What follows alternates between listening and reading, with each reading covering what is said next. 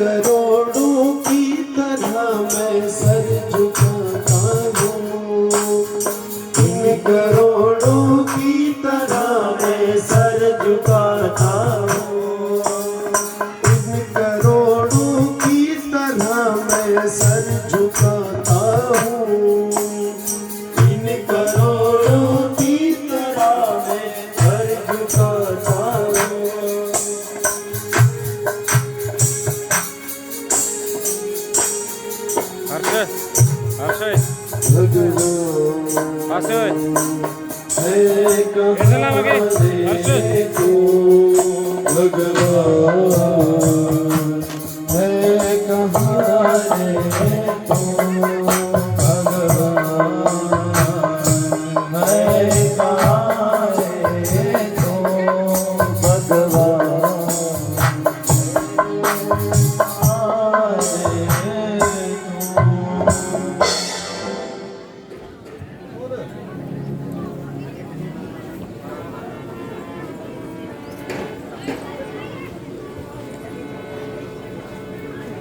हरिओम से राधे,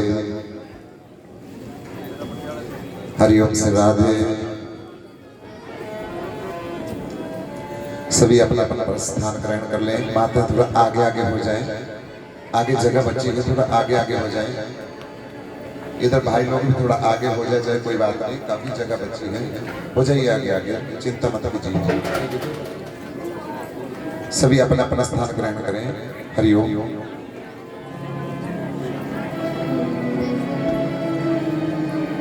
हरि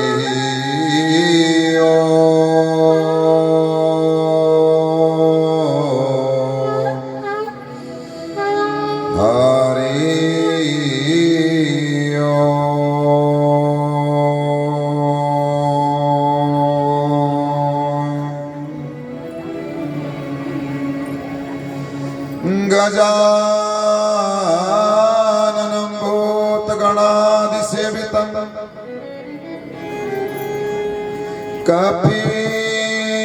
कपितजम्बो फलचारुभक्षणम्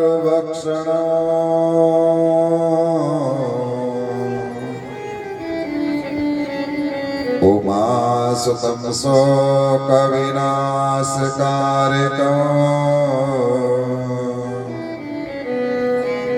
नमामि विघ्नेश्वर पाद पंकजम्।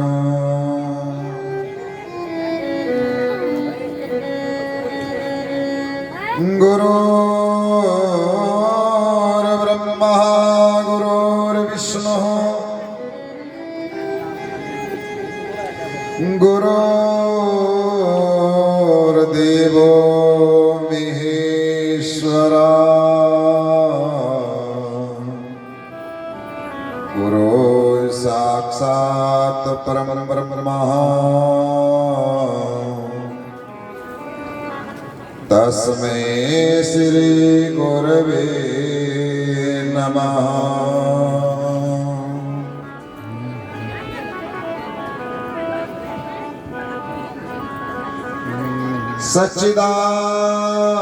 सच्चिदानंद रूपाय विश्वोत्पत्त्यादिहेतवे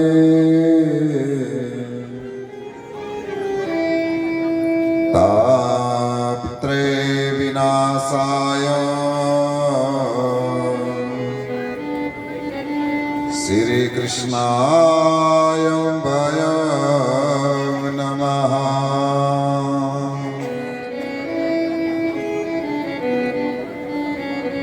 कृष्णं वन्दे नारायणं,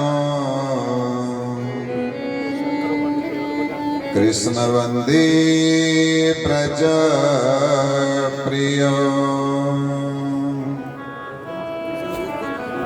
कृष्ण द्वैपायनो वन्दे, कृष्ण वन्दे पृथासुतं।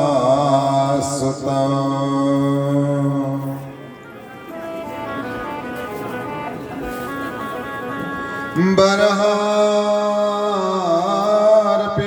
नटवरवपुः कर्ण्योर्कर्णीर्कारकम्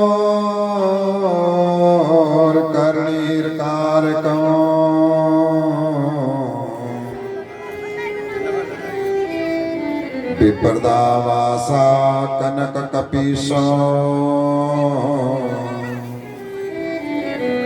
वैजयन्ती जमाल।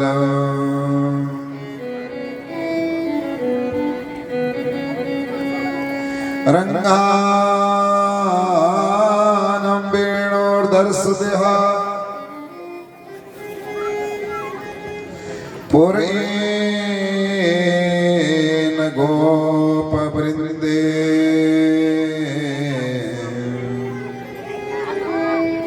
वृन्दावनं स्वापदं रमणं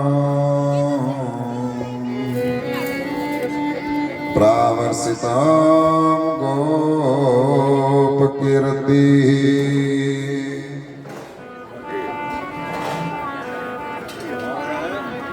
कस्तूरी तिलकं ललाटपटले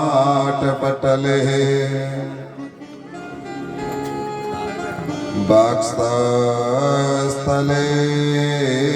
कौस्तुभम् नासाग्रे वरमौक्तिकं करतले वेणोकरे कंकणम्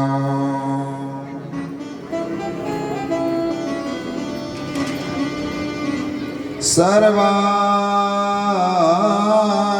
हरिश्चंदनं सुललितं कंठे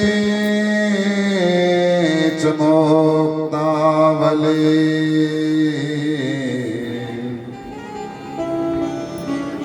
गोपे स्त्री परविष्टितो विजयते गोपाल चूड़ामणि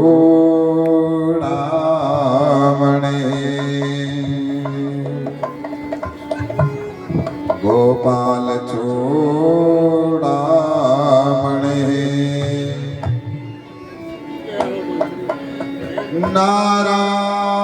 नारायणं नमस्कृत्य नरं चैव नरोत्तमः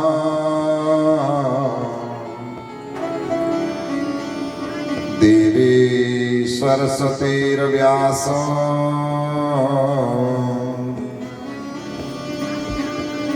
ततो जयतमुदीरयेतः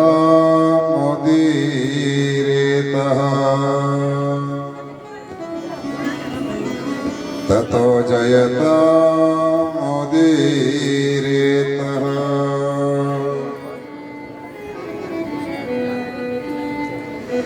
जय जय श्री राधा रमण, जय जय नवल किशोर,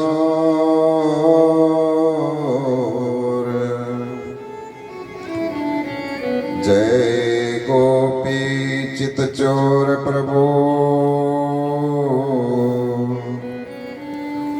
जय जय माखन चोर, जय जय माखन चोर। वृंदावन वाई के बिहारी लाल की सत्या सनातन धर्म की जगदम्बा भवानी की श्रीमद् भागवत महापुराण की अपने अपने गुरु महाराज की इस शुभ गाँव की ओम नमः पार्वती पते हर हर महादेव। सभी मन क्रम वचन वाणी को शुद्ध करते हुए भगवान के चरणों में बैठे हैं। हाथ जोड़ करके प्रार्थना करेंगे, धीरे धीरे तालियां भी बजाएंगे, सभी गाएंगे।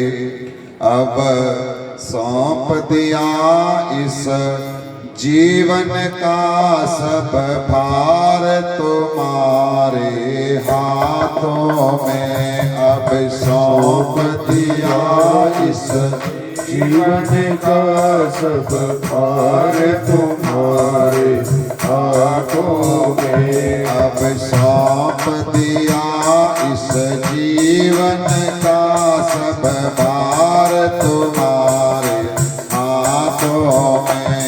अब सौंप दिया इस जीवन का सब भार तुम्हारे हाथों में। है जीत तुम्हारे हाथों में और हार तुम्हारे हाथों में। है जीत तुम्हारे हाथों में और हार तुम्हारे हाथों में। अब सौंप दिया इस जीवन का सब भार तुम्हारे हाथों में। अब सौंप दिया इस जीवन का सब भार तुम्हारे हाथों में। तेरा निश्चय बस एक यही एक बार तुम्हें पा जाऊं मैं। मेरा निश्चय है बस एक यही एक बार तुम्हें पा जाऊं मैं। मेरा निश्चय है बस एक यही एक बार तुम्हें पा जाऊं मैं। मेरा निश्चय है बस एक यही एक बार तुम्हें पा जाऊं मैं। अर्पण कर दो दुनिया भर का सब प्यार तुम्हारे हाथों में। अर्पण कर दो दुनिया भर का सब प्यार तुम्हारे हाथों में। अब सौंप दिया इस जीवन का सब भार तुम्हारे हाथों में। अब सौंप दिया इस जीवन का सब भार तुम्हारे हाथों में। यदि जग में रहो तो ऐसे रहो ज्यों जल में कमल का फूल रहे। यदि जग में रहो तो ऐसे रहो जो जल में कमल का फूल रहे। यदि जग में रहो तो ऐसे रहो ज्यों जल में कमल का फूल रहे। यदि जग में रहो तो ऐसे रहो जो जल में कमल का फूल रहे। मेरे सब गुण दोष समर्पित हो करतार तुम्हारे हाथों में। अब सौंप दिया इस जीवन का सब भार तुम्हारे हाथों में। है जीत तुम्हारे हाथों में और हार तुम्हारे हाथों में। है जीत तुम्हारे हाथों में और हार तुम्हारे हाथों में। अब सौंप दिया इस जीवन का सब भार तुम्हारे हाथों में अब सौंप दिया। जीवन का सब भार तुम्हारे हाथों में। यदि मानस का मुझे जन्म मिला तेरे चरणों का मैं पुजारी बनूं। यदि मानस का मुझे जन्म मिला तेरे चरणों का मैं पुजारी बनूं। यदि मानस का मुझे जन्म मिला तेरे चरणों का मैं पुजारी बनूं। यदि मानुष का मुझे जन्म मिला तेरे चरणों का मैं पुजारी बनूं। इस पूज की एक रखता तार तुम्हारे हाथों में अब सौंप दिया। इस जीवन का सब भार तुम्हारे हाथों में। है जीत तुम्हारे हाथों में और हार तुम्हारे हाथों में।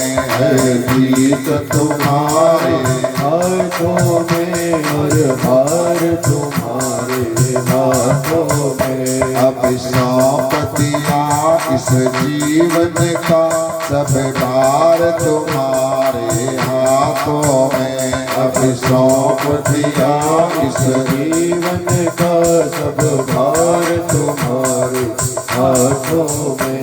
मुझ में तुझ में है भेद यही मैं नर हूँ तुम नारायण हो।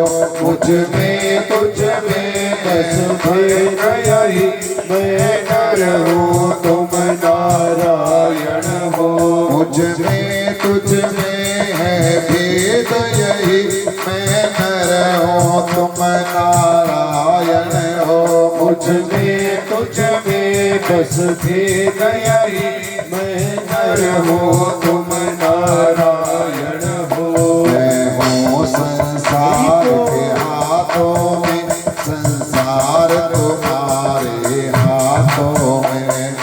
वो संसार के हाथों में संसार तुम्हारे हाथों में। अब सौंप दिया इस जीवन का सब भार तुम्हारे हाथों में। अब सौंप दिया इस जीवन का सब भार तुम्हारे हाथों में। है जीत तुम्हारे हाथों में और हार तुम्हारे हाथों में। है जीत तुम्हारे हाथों में और हार तुम्हारे हाथों में। बोलिए वृंदावन वाई के बिहारी लाल की जय हो। श्रीमद् भागवत महापुराण की जय हो। अपने अपने गुरु महाराज की जय हो। परम आदरणीय तड़ि दिगंबर करुणा वर्णल्य यत्र तत्र सर्वत्र कोटि कोटि ब्रह्मांड नायक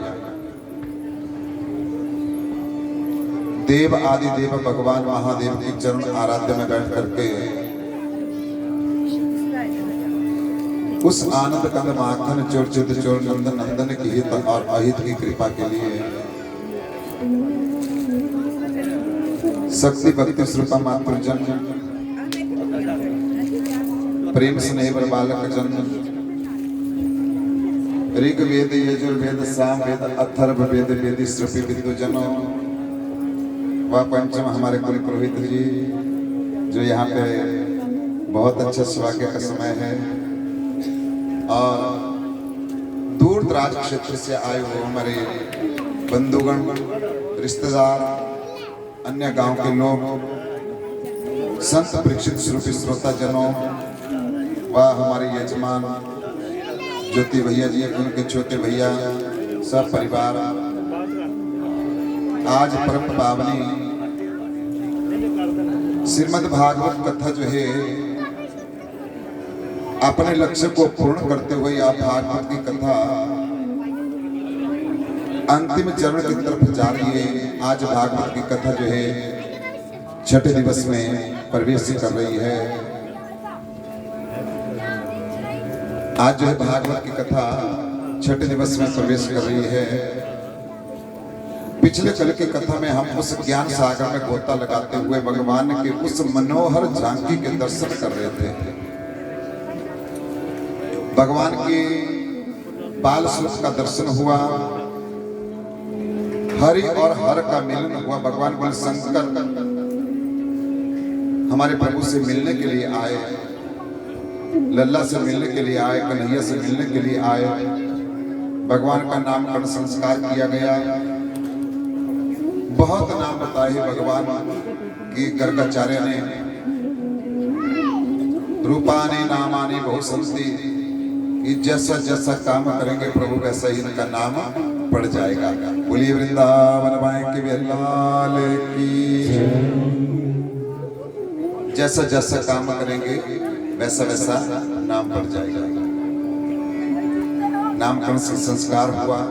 समस्त देवताओं ने दर्शन करके अपने अपने धाम को चले गए और प्रभु बाल लीला करने लगे। जिस दिन से भगवान मथुरा में प्रकट हुए थे, प्रभु ने उस दिन से ही बाल लीला आरंभ कर दी थी। आज इस संसार में समस्त जगत के प्राणियों को सुख का अनुभव हुआ। गोकुल में तो खुशियों का ही माहौल चलता रहा। गोकुल में तो अनेकों उत्सव हुए, अनेकों प्रकार की लीला हुई उस गोकुल में। कंस बहुत चिंता करता था। कंस बहुत चिंतित था। कंस के मन में यही दुख था कि देखो तो सही कि एक नन्हा सा बालक उस गोकुल में ऐसा क्या हो गया कि जिसने उसी गोकुल में पूतना का वध हुआ, संकटासुर का वध हुआ, बकासुर का वध हुआ, त्रिनावत का वध हुआ। तो उस कंस के मन में इतना विचार उत्पन्न हो गया, क्योंकि हो ना हो जिस प्रकार से आकाशवाणी हुई थी कि बालक देवकी का जो पुत्र है वही होगा, लेकिन कैसे वहां पर चला गया, किसने उसको वहां पर छोड़ा होगा।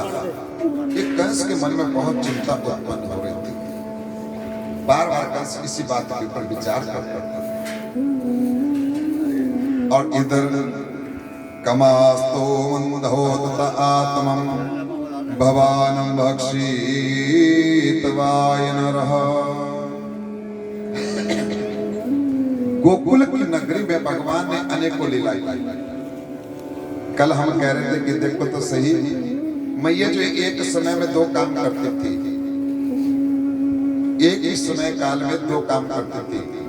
लल्ला का पालन पोषण करना और घर का काम करना। अब कोई गोपी घर का काम नहीं करते थे। क्यों? एक दिन कर ले कोई, 2 दिन कर ले कोई, 4 दिन कर ले, 10 दिन तक कर लेगा। अब कोई नहीं करता था।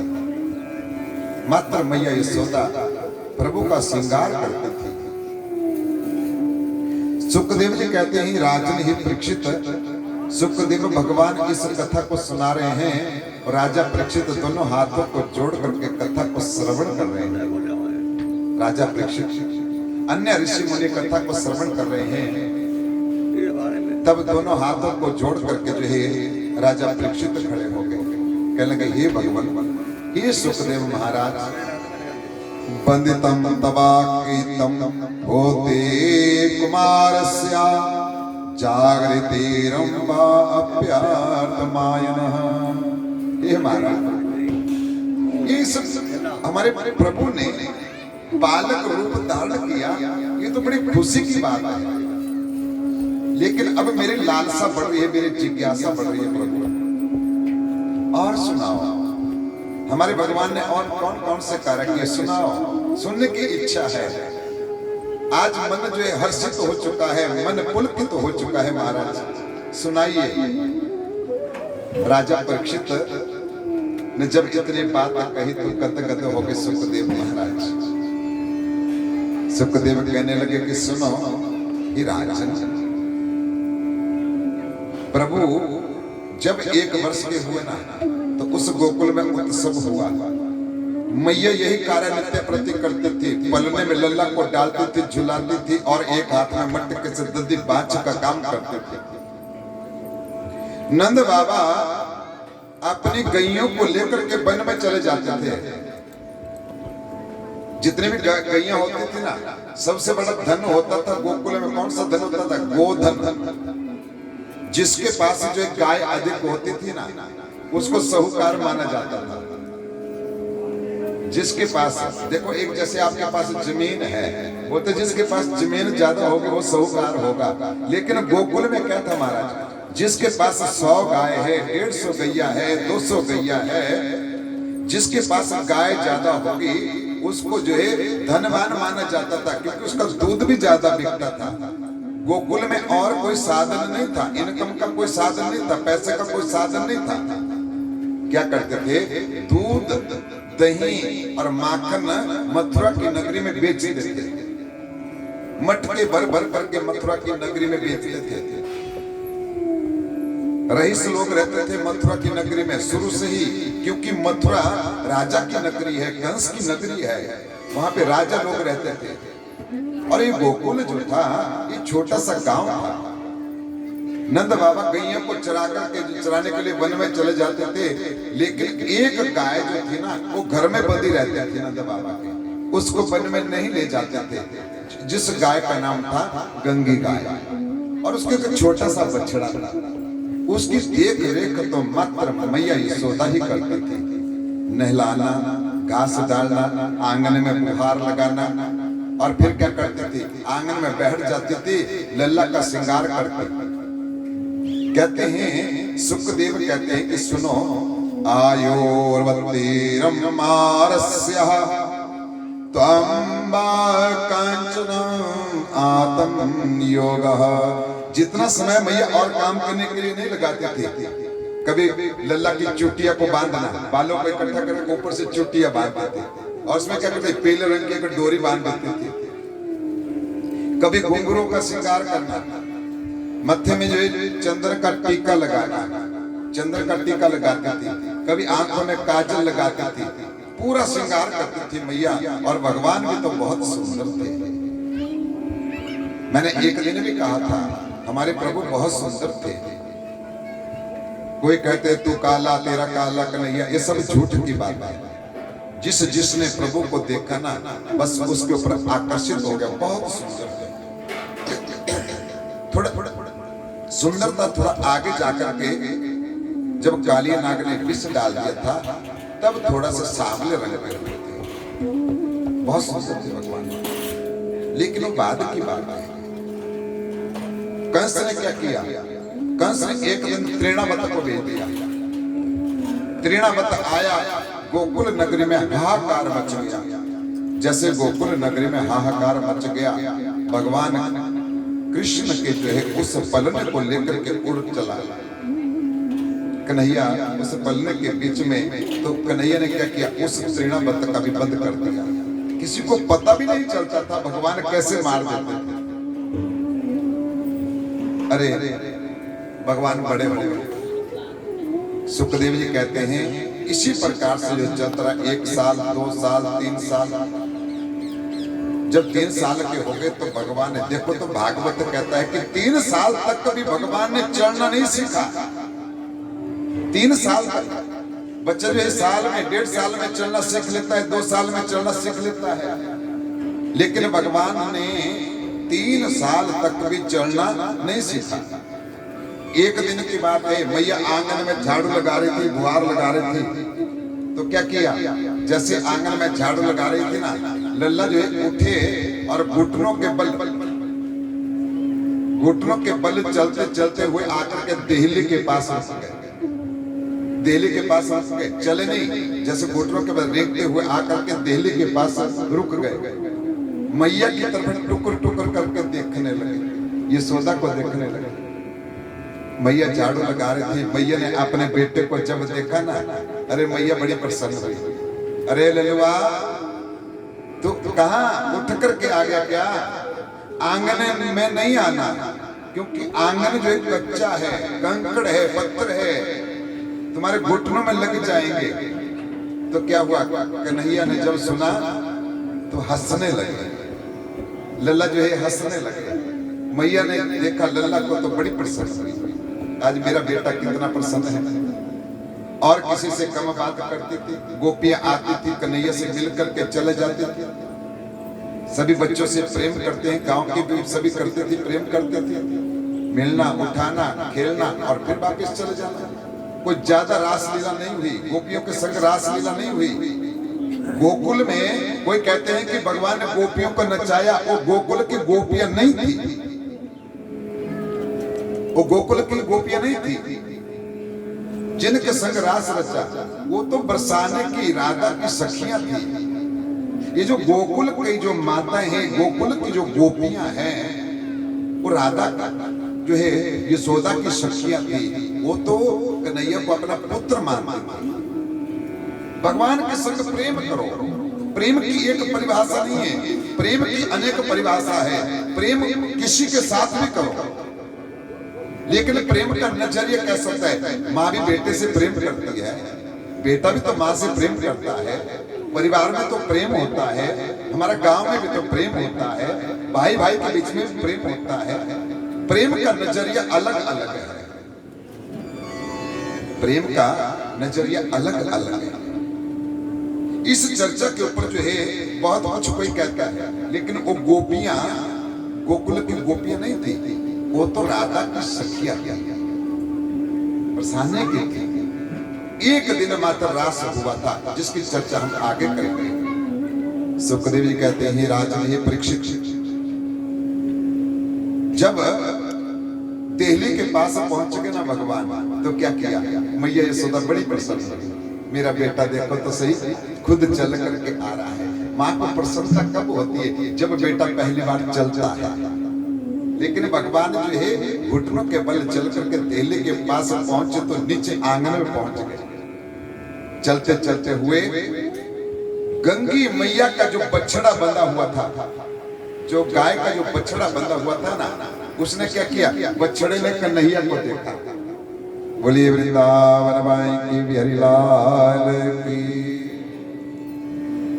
बछड़े ने कन्हैया को देखा, लल्ला को देखा, और जैसे पूंछ हिलाने लगा। बछड़ा जो है पूंछ हिलाने लगा महाराज। जैसे बछड़ा पूंछ हिलाने लगा तो क्या किया? कन्हैया चले गए और पूंछ को पकड़ा।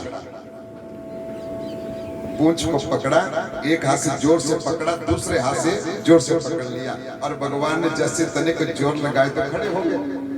जैसे खड़े हो गए तब देवता लोग आकाश मार्ग से पुष्प वृष्टि करने लगे, जय जयकार करने लगे।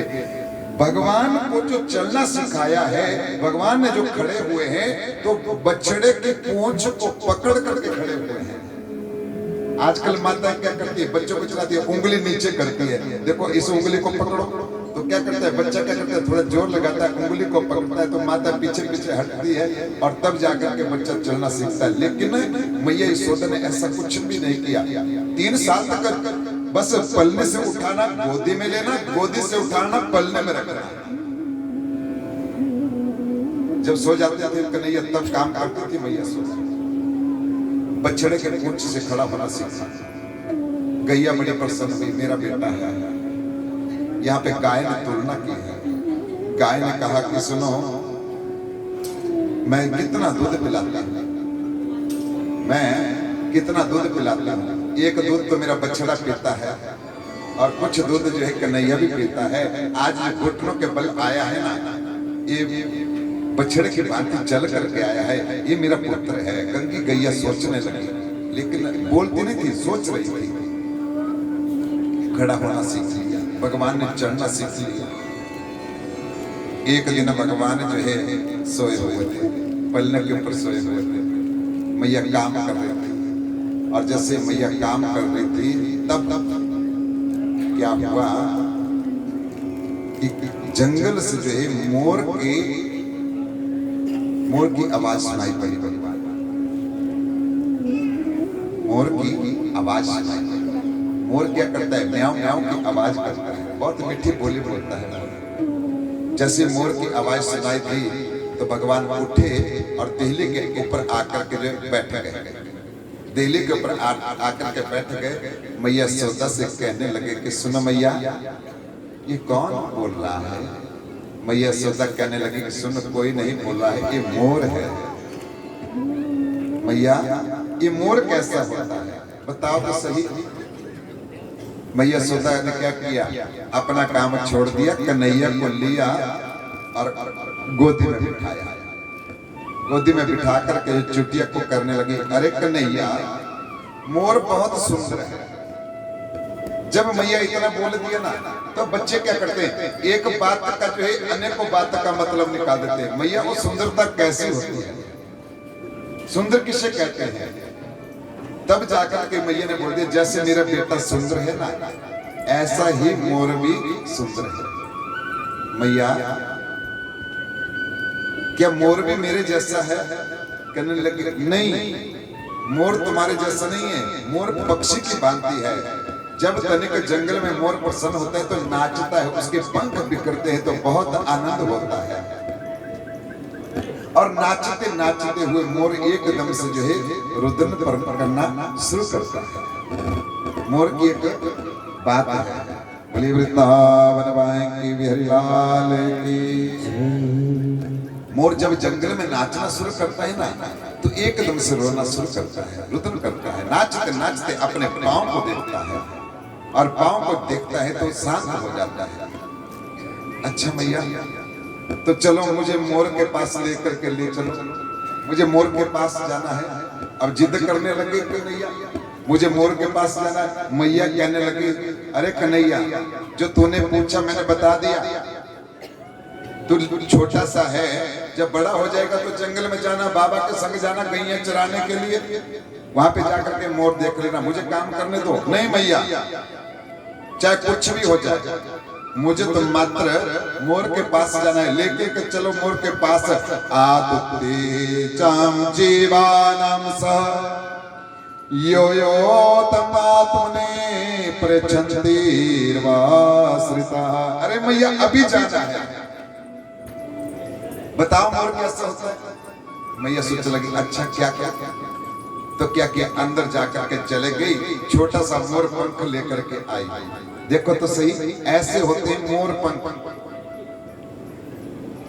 कन्हैया के हाथ में दिया, कन्हैया ने उठाया मोर पंख और एक साइड में एक तरफ रख दिया, उठा कर रख दिया। नहीं मैया, तू झूठ बोल रही है। कन्हैया बड़े नटखट थे, नटखट किस प्रकार के, जिस बात के ऊपर जिद कर लेना उसको पूरे कर देते। ये कन्हैया की बड़ी खासियत है, अड़ जाते थे ना महाराज तो पूरा करना पड़ता था। नहीं मैया, तू झूठ बोल रही है। अब मैया सोच लगी, अब क्या करूं? सोच लगी, अरे कन्हवा, मैं सच कह रही हूं, मैं सच कह रही हूं, मोर बहुत सुंदर है और यही तो मोर के पंख है, यही तो तुलना कर लो। आज नहीं परसों चलेंगे, वन में चलेंगे, मैं भी चलूंगी तुम्हारे साथ। नहीं भैया, मुझे अब भी जाना है। तो क्या किया, कन्हैया बिल्कुल गोदी में रूठ गए। वृंदावन में नाचे मोर, मैं मोरा दे संग जाना। वृंदावन में नाचे मोर, मैं मोरा दे संग जाना।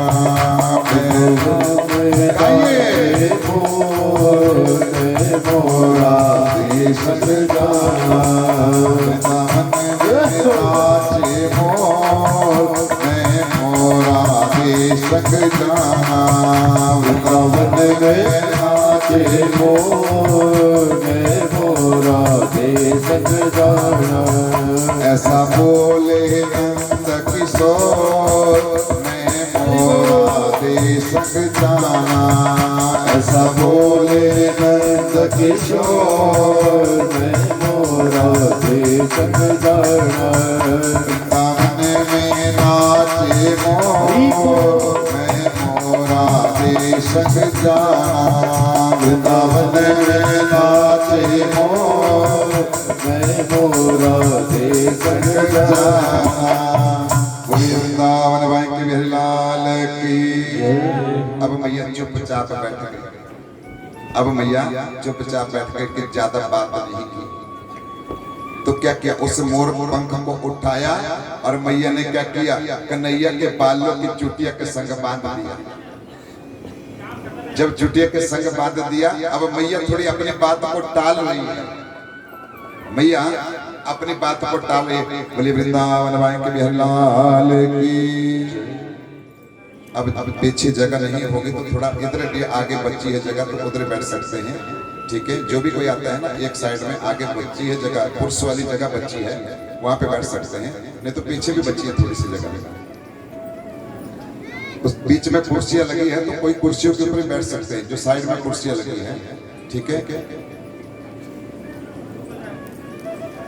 बोलिए वृंदावन भाई के बिहारी लाल की। तो क्या हुआ, यहाँ पे जो है भगवान मोर मुकुट वाले कहा गए हैं। 3 साल की ही आयु में भगवान ने अपने सिर के ऊपर मोर पंख धारण किया। किसने बांधा? मैया ने बांधा। क्यों बांधा? एक बात बताऊं मैं आपको। देखो, मोर पंख कोई भी अपने सिर के ऊपर बांध नहीं सकता। क्यों नहीं बांध सकता? यहाँ पे ऋषियों ने बहुत संवाद किया है, बहुत चर्चा की है। इस मोर मुकुट के ऊपर, मोर पंख के ऊपर बहुत संवाद किया है। मोर कैसा है? मोर वासना रहित है। मोर कैसा है? वासना रहित है। और जब मोर नाचता है ना, तो मोर के संग छल हुआ है। छल कौन सा हुआ है? मोर के जो पांव जो थे ना, वो बिल्कुल पीले सोने के। लेकिन जैसे मोर प्रसन्न हुआ, मैंने एक दिन कहा था ना, जब प्रसन्नता अधिक हो जाए ना, खुशी ज्यादा हो जाए तो कभी वचन मत देना। ज्यादा खुशी मिल जाए ना तो खुशी में वचन मत देना। क्रोध आ जाए तो निर्णय मत करना।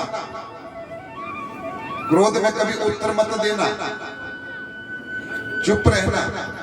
तो क्या किया, मोर नाचने लगा, बड़ा मस्त होकर के वन में नाच रहा था। उतने में क्या हुआ, एक पक्षी वहां पे आकर के बैठ गया। पक्षी आकर के वहां पे बैठ गया, तो उसने क्या किया, मोर को देखा, बड़ा प्रसन्न हुआ। अरे मोर की बड़ी प्रशंसा की। अरे मोर, देखा तेरे कितने लंबे लंबे पंख है, तुम नाचता है तो बिल्कुल अच्छा लगता है, सुंदर लगता है। मोर प्रसन्न हो गया, कह लगे तुझे अच्छा लग रहा है? कह लगे बहुत अच्छा लग रहा है।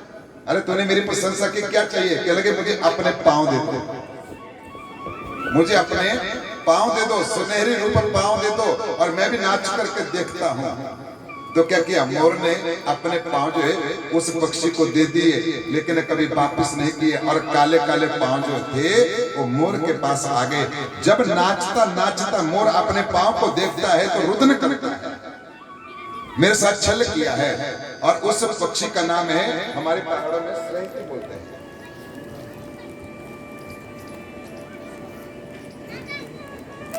आपके इधर पता नहीं क्या बोलते हैं। उसने मोर को ठग लिया था। और आज भगवान ने मोर मुकुट धारण किया, मोर पंख सिर के ऊपर धारण किया। मोर पंख इसलिए धारण किया भगवान ने, क्योंकि भगवान श्री कृष्ण अनेक गोपियों के संग रहे, लेकिन वासना रहित रहे।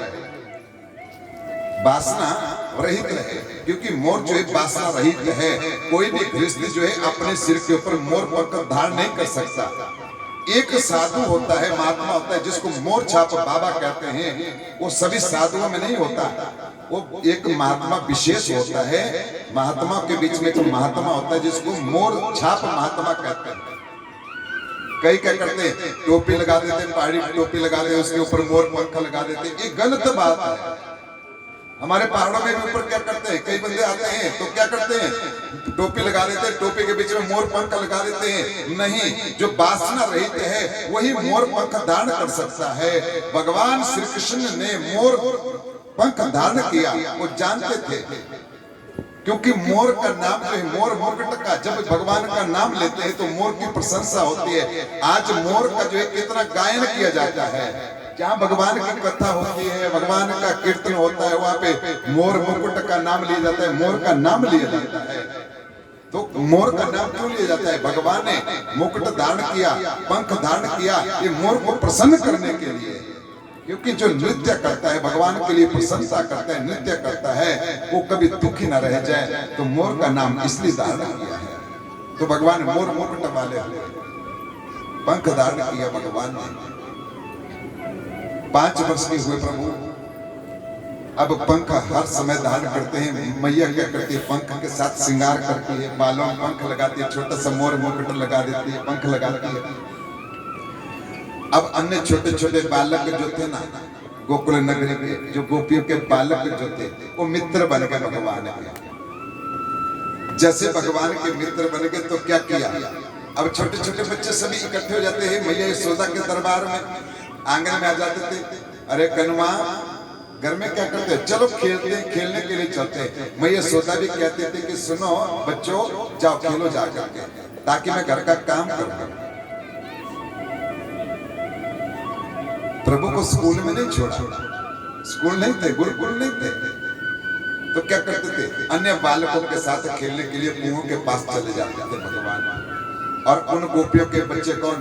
सुदाम, धामा, ऐसे बच्चे होते थे। और सभी बच्चे इकट्ठे होकर के अनेकों प्रकार के खेल खेलते थे। एक दिन मैया यशोदा ने क्या किया? बेटा, तू सुबह चला जाता है, शाम को आता है, तुझे भूख नहीं लगती?